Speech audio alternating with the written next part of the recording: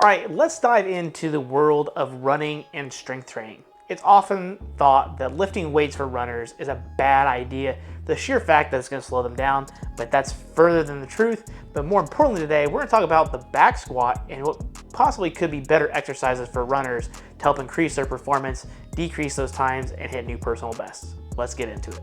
Hey, Brandon Smitley here from Thirst Gym, and today we're going to talk about lifting and running and how they can complement each other, but more importantly, how about the back squat may not be the most ideal exercise to improve your running.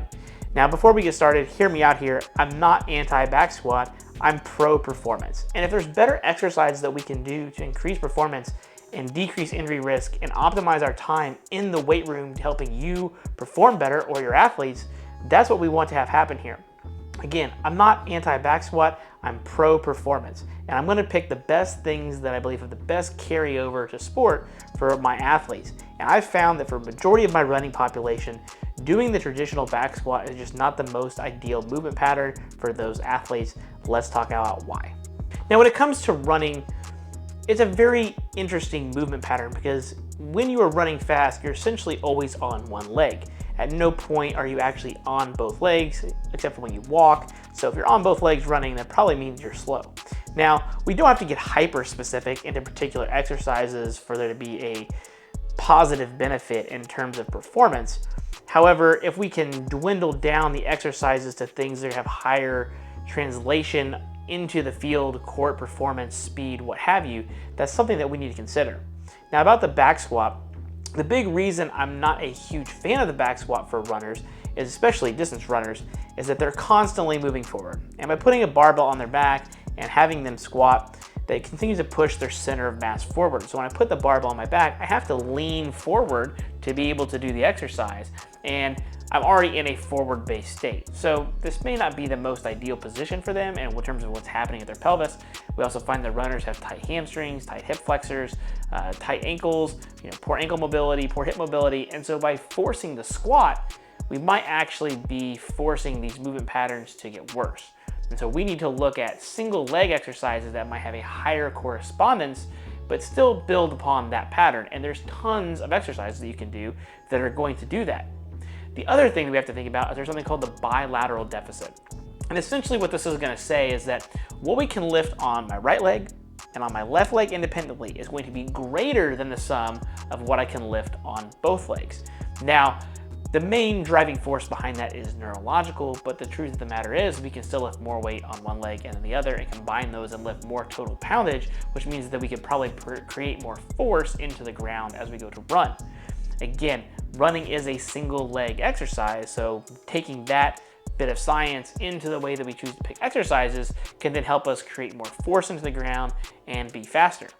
The other nice thing about single leg exercise is that the total load that you're going to use for that particular exercise is generally going to be less. So you're going to get a higher return on investment from an exercise with less load. That kind of seems like a no-brainer, right? That most people like tell you, hey, you can lift less weight and get bigger muscles.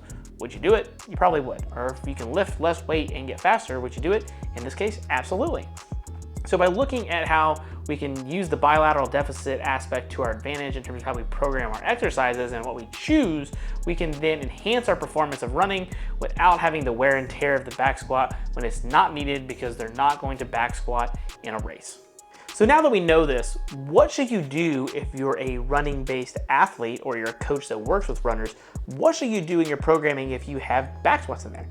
First of all, I want to say, don't abandon the exercise if you love it and you're seeing progress. I'm not going to tell you that you have to stop doing it. However, from my experience, I've seen to ditch the back squat in majority of my programming for my runners for the sheer fact that I'm finding better results with single leg exercises loaded just as much, if not more, in terms of total poundage that we get when we factor in the bilateral deficit, but I'm also improving running mechanics and keeping hips and low backs feeling great all year round. So my first suggestion in terms of how you can implement this is anytime you do a back squat, go with some kind of split squat variation instead. That could be a front rack, that could be with kettlebells, that could be with dumbbells, that could be with sandbags. That's going to get the load forward. It's going to push their center of mass back, which is going to help their hip mobility in the long run. The second thing I want to recommend is adding a hip flexion component. So if you do a reverse lunge, when you go to actually step up, drive your knee up and perform some hip flexion to mimic the gait cycle in terms of how you would run. Not only is this going to improve your hip flexor strength just a little bit, I'm not going to say it's going to make them super strong, but you're at least going to have that reciprocation of your legs just like as you would when you run. The other nice thing is you're going to get some added stability in that hip. So as you bring that leg up and you're standing on it, you're balancing on one leg with load, whether it's offset, front, both hands by side. You're going to find that the stability in that hip is going to improve as well. The third thing you're going to find is the way that you can program it in terms of whether you're focusing on strength, speed, hypertrophy, or endurance is much easier to do. Ask anybody that's done 15 or 20 lunges on each leg, so 30 to 40, and your legs are on fire and you got a massive pump. I don't necessarily recommend that for runners, that's too much volume, but if you really wanted to do that to try to keep some conditioning up in the off season and you're not running, it's definitely a viable idea. The other option is you can perform this against bands. So you can take a safety squat bar, do a split squat, perform that against bands as fast as possible, and then you're gonna develop some speed qualities in season, out of season, but work on rate of force development, and that's gonna carry over better to your sport because again, you're on one leg. Option here is focusing on strength. So we talked about having to use heavy loads, so you're gonna use less total weight, but more combined when you factor in both legs. But then you can use a safety squat bar or a heavy kettlebell, and you can really load that pattern up and focus on the strength side of it, and then get the demands there that you want. The other thing, you can also increase or decrease range of motion. So you can use a front foot elevated position to work on that increased range of motion. If you want to decrease range of motion, you can bring some RX pads and do quarter base squats or single leg squats like that. You can also do skater squats, which is really going to be challenging and focusing on a lot of stability. You can do Bulgarian split squats to where you can really focus on pushing them forward, getting more glute activation out of a particular exercise. So there's many ways that you can take the single leg component and manipulate that variable to get everything that you want from your squat, but hyper focused based upon the athlete in front of you and time of year and all that kind of stuff. So I would look at these variety of exercises: split squats, lunges, Bulgarian split squats, anything that's using hip flexion. You can use step ups. So if you're in an in-season period, you can do the same thing, but limit the amount of soreness that you're going to have because you're primarily concentric only. You can do different step down variations. These are all fantastic single leg exercises that I think are going to improve your performance much more than the back squat would, with a higher correspondence of input and output, not only in the exercise, but the output that you're getting on the field or the court or the track, and that's going to decrease your sprint times. Now here's the great part about if you choose to go with single leg variations over bilateral or two leg variations. The research supports this, that this is going to improve your running and drop your times more so than implementing the back squat. Again, the back squat can still improve your performance, there's no question there, but you're going to see better and quicker gains by going with the single leg variations if you're trying to hyper focus on just running itself. So I can't stress this enough. If you're just trying to get brutally strong, then yeah, the back squat's probably going to be the better exercise. However, we're talking about running performance, decreasing times, increasing sprint speed, your ability to decelerate if that's the case. Single leg exercises are going to dominate this just because of something called specificity. It's more specific towards the task at hand, and specificity drives adaptation when it comes to what we want to be able to do. So the more specific that we can get, the better things are going to be. Now, generalization of training is also important. So it doesn't mean that you shouldn't back squat at all.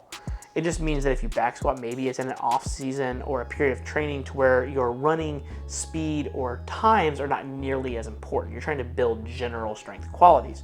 But if you're really trying to focus on dropping those times and improving your total speed, improve your acceleration, then you want to use single leg exercises more cases than not. I would say keep them in your program all year round, but for sure, when you're preparing for a season or you're in season or you're preparing for a big time meet, then going with a single leg variation is definitely going to be warranted, and it has been backed by science to do so. The other thing that you can think about here is that don't just think about squats and lunges. You can also think about this with heavy sled pushes or drags. This is a way to mimic those angles in terms of acceleration and what you're trying to get out of running as fast as you can. So the nice thing about pushing a sled or dragging a sled is you're going to get this nice quality forward lean that's going to get you in a nice position to develop max acceleration, pushing yourself horizontally across the ground. And by leaning forward and mimicking those angles, again, being more specific, can also help improve your sprint times or drop your distance times even as well, because it's going to help you from the acceleration perspective, but it's also going to develop your hamstrings and your calves to some degree as well, depending on how heavy the loads you have and how much you're really having to push into the ground with that amount of force. So there's lots of research backing this. This isn't me just making it up. And if you kind of really think about it, you're being more specific towards the task at hand. So sure, why would it not make sense that it's going to improve things quicker than the back squat would? So in summary, when in doubt, pick a single leg exercise to improve your running performance more so than a bilateral exercise. Again, this isn't a catch-all answer, but more cases than not, that's probably what you're going to want to do. It's again going to allow you to benefit from that bilateral deficit, focus on more total force per leg. It's going to let you iron out some imbalances. It's also going to help keep your hip mobility a little bit better over the long run. And then also you're going to be more specific in terms of how you're dialing in your training for the task at hand to decrease those sprint times, decrease your distance times, or overall just improve your running mechanics. Now, my other suggestion here before we go is that when you do this, you really want to make sure that you're picking exercises that go well with your body and seasonality and things of that nature. So really focusing on quality, range of motion, execution of how you're doing the exercises, and not doing too much volume. The other issue with runners is that because they run so much and they spend so much time on their legs, they accumulate so much mileage over the course of the week, especially the distance guys, you really don't need a high dose of volume from these exercises to see positive benefits. 2 sessions a week of about 3 to 6 sets per session is going to probably be plenty to develop the strength, the speed, the power, and the hypertrophy that you need to be specific towards your task. So don't just think that you have to do 20 sets of these things to see the progress. I'm telling you right now, 3 to 6 sets per session of 2 times a week should be enough to improve your performance, get you the gains that you want so that you can spend more time recovered towards your task at hand, which is then obviously going to be running. All right, that's going to wrap up our video here today on exercises that work better than the back squat for improving your running mechanics, your speed, dropping times. If you happen to take something away from this video, do me a favor, smash that like button, leave a comment. Do you disagree with what I said? Because I already know this is probably going to be a hot take. People aren't going to like what I have to say, but if you've worked with athletes, you're going to be like, yeah, that makes sense. I've seen better results doing this, and I've noticed that my runners do better with more single leg exercises than they do bilateral based exercises, in particular the back squat. So let me know what you're using below in the comment section. I'd love to hear what that is. Do you use single leg exercises? If so, what are those? And did you happen to learn anything about these single leg exercises I'm talking about? I'll make sure that I leave in the description box below some of the exercises I talked about. So if you want to catch up on some of the exercises in particular about the execution, how you program them, how you implement them, I've got that all covered here on my channel with over 1,000 exercise videos on my channel that you can feel free to use in your programming, aid your performance, run faster, all that great stuff. So again, I appreciate you checking in, and I'll make sure I'll catch you at the next video.